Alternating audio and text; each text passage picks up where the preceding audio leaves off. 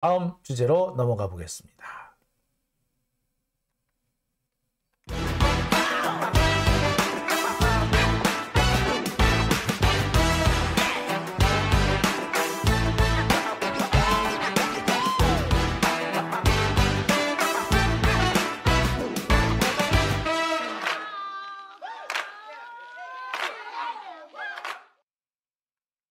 네.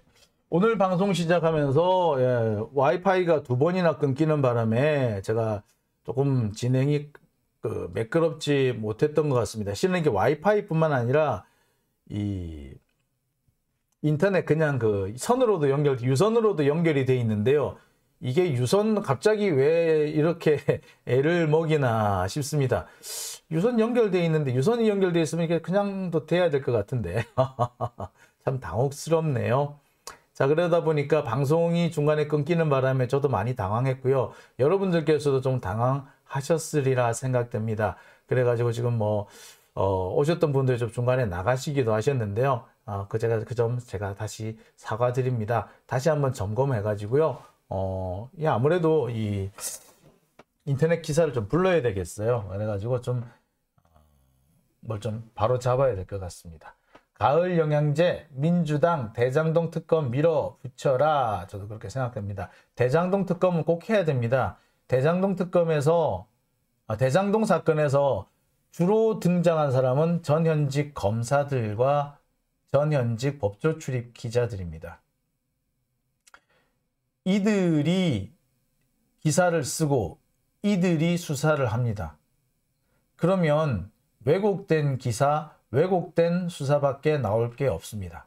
지금까지 대장동과 관련해서 언론이 쏟아냈던 그 수많은 기사들, 왜 그렇게 이상한 기사들이 쏟아지나 했었는데 그 이유가 바로 여기에 있었던 겁니다. 돈 먹은 기자가, 돈 먹은 검사가 써대는 기사, 진행하는 수사 모두 국민들을 우롱하고 진실을 왜곡하는 내용들밖에 없었을 겁니다. 이 문제를 해결하기 위해선 딱 한 가지, 특검밖에 없다는 얘기 저도 다시 한번 하고 싶습니다. 자, 2번째 주제로 넘어갑니다.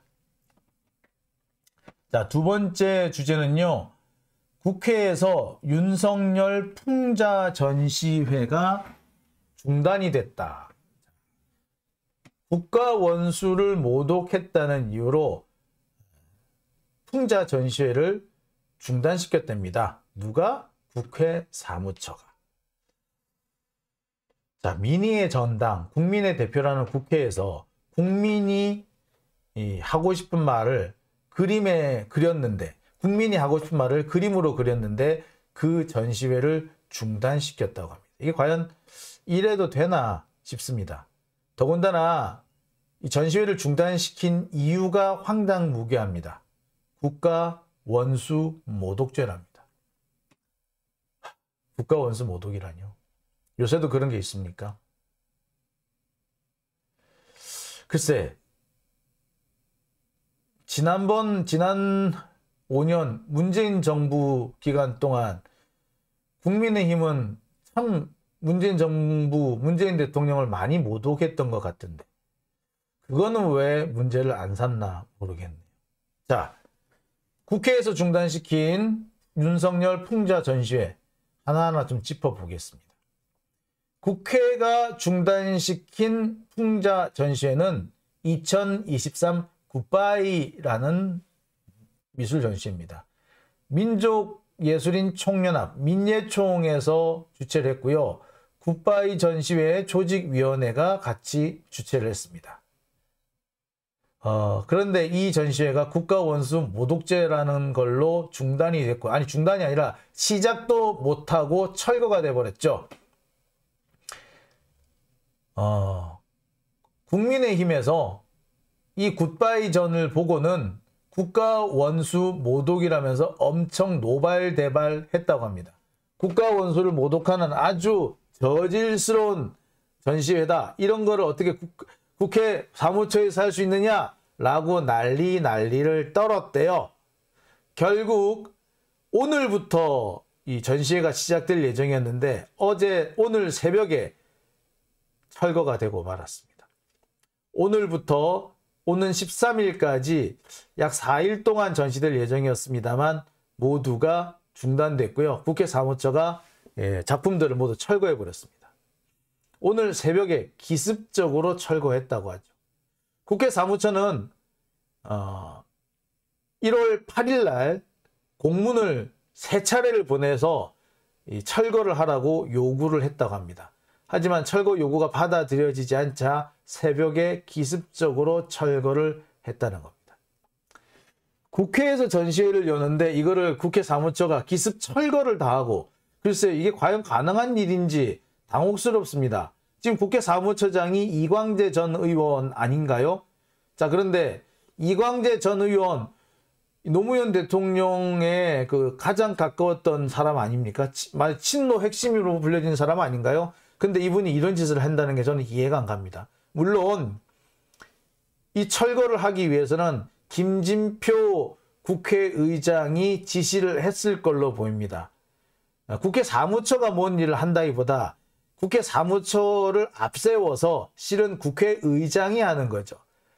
국회 사무처가 철거했다고 하면 사실은 국회의장이 한 겁니다. 국회의장, 김진표 의장이 이 전시회를 철거하라고 한 겁니다. 되게 황당해요. 김진표를 우리가 뭐 수박이니 뭐 이렇게 얘기를 불러왔었는데, 진짜 그 수박이라는 별명, 거기에 딱 맞는 사람 같습니다. 그러지 않고서야 어떻게 이 풍자 그림을 좀 그렸다고 햇볕도 보기 전에, 시작도 하기 전에 철거부터 할 생각을 하는지 정말 놀랍습니다. 많은 분들이 이광재 사무처장을 비판하는데, 물론 이광재 사무처장 책임 피할 수 없어요. 하지만 진짜 이것을 결정한 사람은 김진표 국회의장이라고 보는 게 맞을 겁니다. 그런데 자, 오늘 이게 철거를 당한 전시회가 2023 굿바이전이라고 하죠. 근데 이 굿바이 전시회는요, 좀 전통이 있습니다.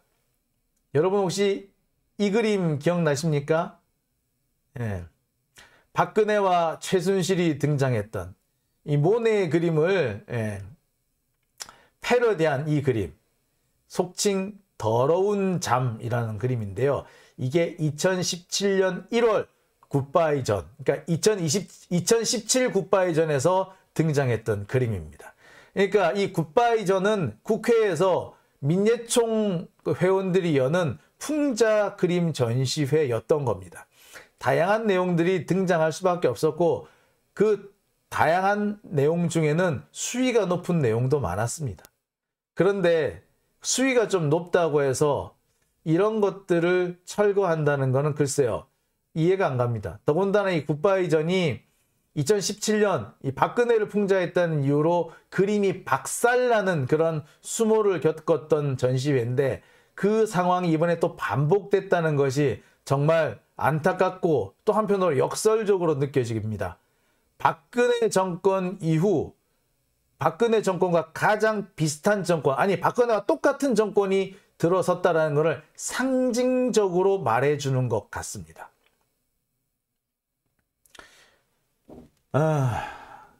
하기사 사실 윤석열을 보면 박근혜를 많이 연상시키죠. 특히 유체 이탈 화법이라고 얘기를 하는데, 유체 이탈 화법 치고도 유체 이탈 화법 확실히 윤석열이 박근혜보다 유체 이탈 화법이 더 센 것 같아요. 그리고 한 가지 더 웃기는 거는, 박근혜는 유체 이탈 화법이긴 해도 무식하다는 느낌은 안 들었잖아요. 쟤 무슨 소리를 하는 거야? 라고 하면서 아이고 온갖 이상한 전문 용어는 다 끌어다 붙이네 뭐 이러고 비아냥을 사긴 했는데, 쟤 왜 저렇게 무식해? 이런 얘기는 없었잖아요. 근데 윤석열은 쟤 왜 저렇게 무식해까지 등장합니다. 뭐 우리말, 국어는 우리말인데 국어를 왜 배워야 되느냐, 이딴 소리를 하지 않습니까? 국어는 우리나라 말인데 그걸 왜 배워야 되느냐고. 참. 그리고요, 뭐 교과서에 자기 생각을 적어 놓을 수 있는 자리도 있어야 한다. 그거 언제적 도입된 건데 그거 제가 알기로 10년이 넘었을걸요? 교과서에 자기 생각 써놓은 거 그런 내용 포함되는 거 아니 생각 쓰라고 그런 걸 숙제로 내기도 하고 교과서에 그런 내용이 나온다는 거 그게 사실 꽤 오래전에 이미 나왔던 걸로 아는데 그거를 모른다는 게 참 특이하네요. 근데 모르면 그냥 가만히나 있지 그걸 꼭 안다고 들어 안다고 설쳐 참 그런 걸 보면서 쟤는 유체이탈 화법에 저렇게 무식한 유체이탈 화법이구나 라는 생각을 안 할 수가 없어요. 그러니 이런 그림을 굳이 바득바득 우겨가면서 무리해가면서 철거하는 이유가 다 있는 거죠. 자, 답답스럽습니다. 자, 이번 이 풍자 그림 전시회가 무산된 것을 저는 상당히 안타깝게 생각합니다. 제가 좀 아는 분, 제 패친 중에서도 이 전시회에 참여하신 분이 있는데 지금 되게 열받으셨더라고요. 그분들한테 위로를 드리고요. 정 안 되면 우리 시민들이 이 전시회를 한번 되살려 보는 거, 시민들이 이 전시회를 만들어 보는 건 어떨까라는 생각도 해보게 됩니다. 자, 오늘 두 번째 주제는 여기까지고요. 세 번째 주제로 넘어가 보겠습니다.